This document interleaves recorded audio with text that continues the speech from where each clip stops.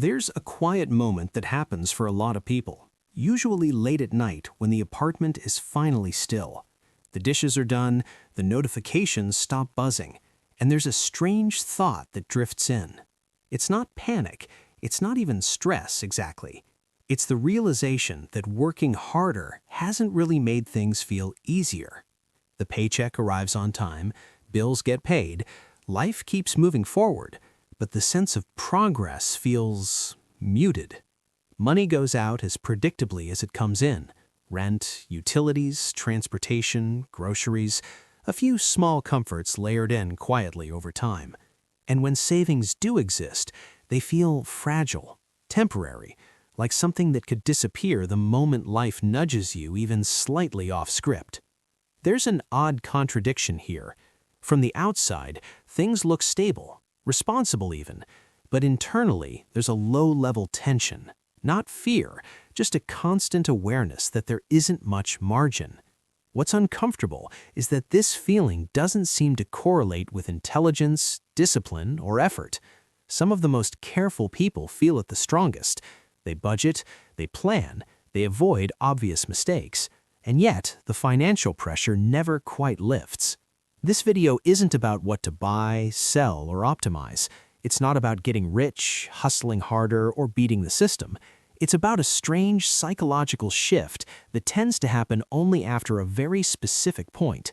A point that isn't glamorous, isn't impressive, and doesn't show up in social media screenshots. For many households, saving feels painfully difficult right up until it suddenly doesn't. Not because income magically jumps, not because discipline suddenly appears, but because something subtle changes in how money is experienced. And that shift often begins around the first $7,000. Let's follow one household. Nothing dramatic, no extremes. They live in a mid-sized city. Could be in the US Midwest, could be the UK outskirts, could just as easily be Germany or the Netherlands. After taxes, their monthly income lands around $3,600. Rent takes $1,400. Utilities and internet hover around $220. Transportation costs another $350, a modest car payment, insurance, fuel, or a public transit pass. Groceries come in at about $450. Student loan payments take $280. A credit card balance absorbs another $120. Before life even begins, nearly $2,800 is already spoken for. What's left doesn't feel luxurious, but it isn't desperate either. There's a streaming service or two, occasional takeout after long work days, a gym membership that feels justified, a short trip once or twice a year, paid for carefully. None of this is reckless. It's normal. They save when they can. Some months it's $150, some months it's nothing. Occasionally, savings gets reversed for car repairs or medical bills. When they check their account, there's usually between $1,500 and $3,000 set aside. Enough to feel like they're doing okay. Not enough to feel calm. Every unexpected expense triggers mental math. Every job-related email carries more emotional weight than it probably should. They're not living beyond their means, but they are living very close to the edge of them. And here's the part that's hardest to articulate. Even when income increases slightly, a raise, a bonus, a better role, the feeling doesn't change much. Expenses seem to rise naturally to meet it. Life just gets a bit more comfortable, but not freer. This household isn't irresponsible. They're participating in a system that quietly normalizes financial tightness. And it's that system, not individual behavior, that makes the early stages of saving feel so frustrating. There's a pattern built into modern life that rarely gets named. Most expenses don't arrive as dramatic decisions.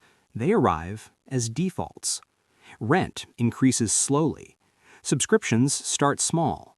Transportation costs feel unavoidable. Social expectations adjust quietly, year by year. The system rewards consistency, showing up, paying on time, staying current.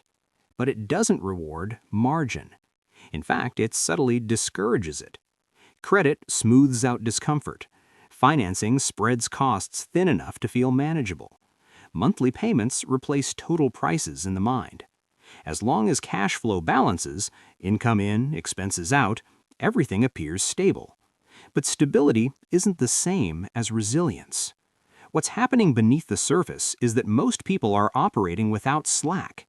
Any extra dollar gets assigned a job immediately. The system doesn't say, save less.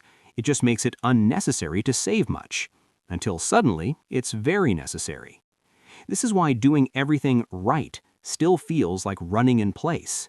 You can budget perfectly and still feel exposed. You can earn more and still feel tense. Because the issue isn't behavior, it's that early savings don't change how the system treats you. Below a certain threshold, savings are psychological. They exist only as reassurance. They don't reduce risk meaningfully. They don't change options. They don't buy time. They just sit there, waiting to be consumed by the next irregular expense. And as long as savings live in that zone, saving feels hard, emotionally unrewarding, not because the person lacks discipline, but because the system doesn't acknowledge progress until a critical mass appears. Let's stay with the same household. They managed to save $200 in a good month. Over a year, that's $2,400. On paper, that sounds responsible. But now look at the scale of normal disruptions. A minor car repair costs $900. A dental bill comes in at $600. A short gap between jobs absorbs another $1,200. That entire year of savings can vanish quietly, without drama. So the household isn't really accumulating wealth, they're buffering volatility. Now imagine they slowly reach $7,000, not invested, not optimized, just sitting there. That amount covers roughly 4 to 5 months of essential expenses, most medium-sized emergencies, a short job transition without panic. Here's where the math becomes psychological. Once that buffer exists, monthly savings stop fighting emergencies. They start stacking. Saving $200 now actually increases total savings instead of merely replacing what was lost. Over 10 years, that difference compounds quietly, not through market returns, but through reduced financial friction. Fewer fees, fewer rush decisions, less reliance on credit. The math itself isn't impressive. The effect is. Because at that point, money stops being reactive. It becomes positional. None of this happens because people are careless. It happens because humans normalize their surroundings. If everyone around you lives close to the edge, that edge feels safe. If peers upgrade lifestyles gradually, staying put feels like falling behind. Status isn't about luxury. It's about belonging. So people match what feels normal, not what feels optimal. There's also identity involved. Responsible adults pay their bills. They don't accumulate cash for no reason. They invest in experiences, convenience, and quality of life. Saving beyond emergencies can feel oddly unjustified, almost antisocial. And because early savings don't change daily life, the brain deprioritizes it. There's no immediate reward, no visible improvement. So smart people do what smart systems train them to do. Optimize for the present. This isn't failure, it's adaptation. If this pattern continues, nothing explodes, life goes on, but choices narrow. Job flexibility decreases, risk tolerance shrinks, stress becomes background noise. Opportunities aren't seized, not because they're bad, but because they feel unsafe. It's not collapse, it's quiet limitation.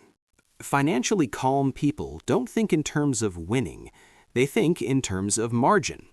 They value time more than returns, optionality more than growth, risk reduction more than optimization. To them, savings isn't about future wealth, it's about present stability. Once enough margin exists, money feels less urgent, decisions slow down, and ironically, saving gets easier, not harder.